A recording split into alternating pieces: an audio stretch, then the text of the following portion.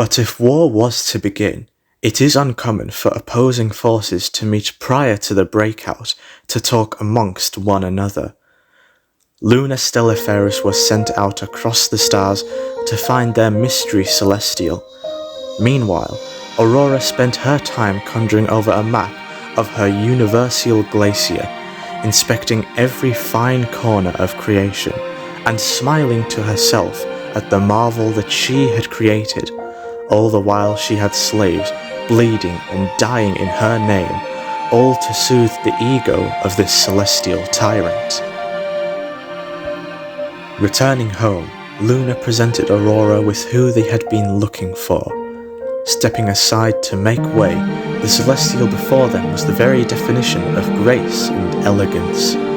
Like Aurora, she stood at 10 feet tall, her royal purple hair gingerly traced along the floor, while her wings were a beautiful array of shapes and patterns that, when folded inward, formed what looked like a spider's web made of glass.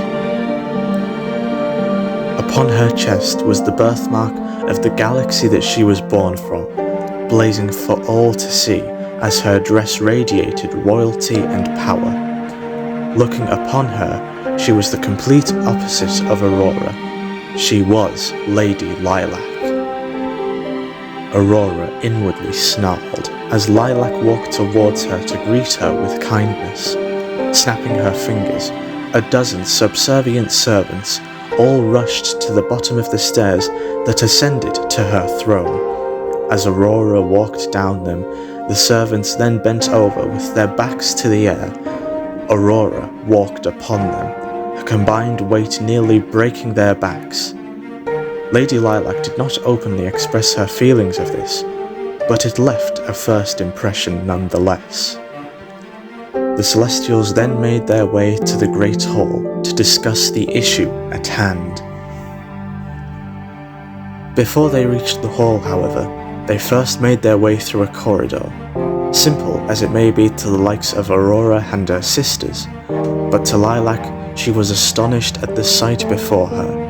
Stars encased in chandeliers of pure diamond, the extensive windows that stretched from the floor to the ceiling, with their geometric stained glass that shone an array of different colours from the starlight outside, filling the corridor like water in a glass. The walls of the castle were handcrafted from a marble-like material that were also a part of the gargantuan pillars that towered above all. This was just one corridor in one part of the castle, and while she did not speak a word of this, Lilac was taken aback nonetheless.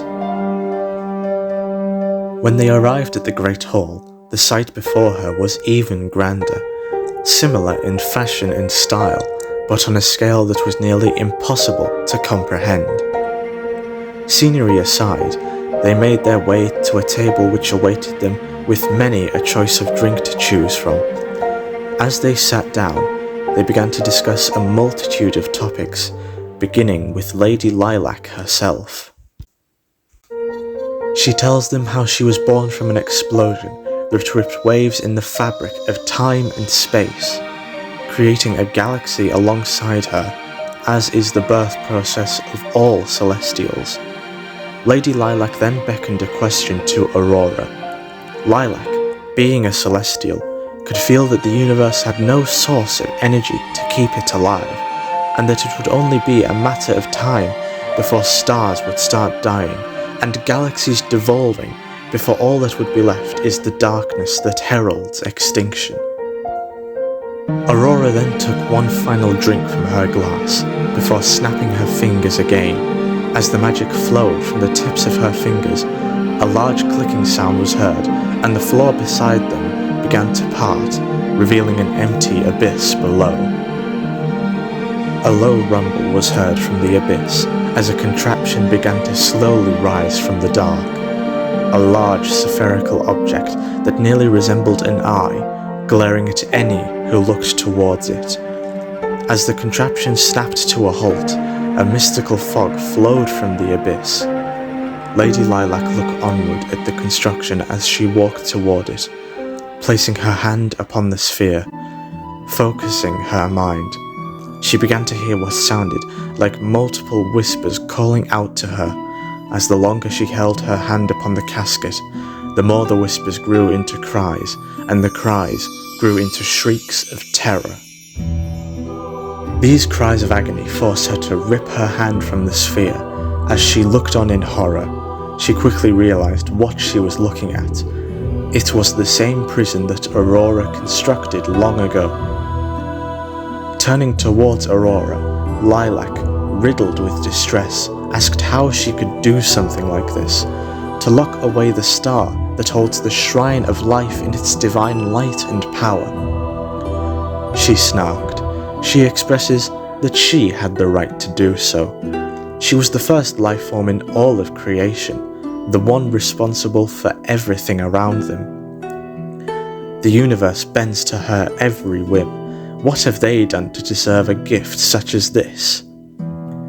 Lady Lilac then turns the question onto her.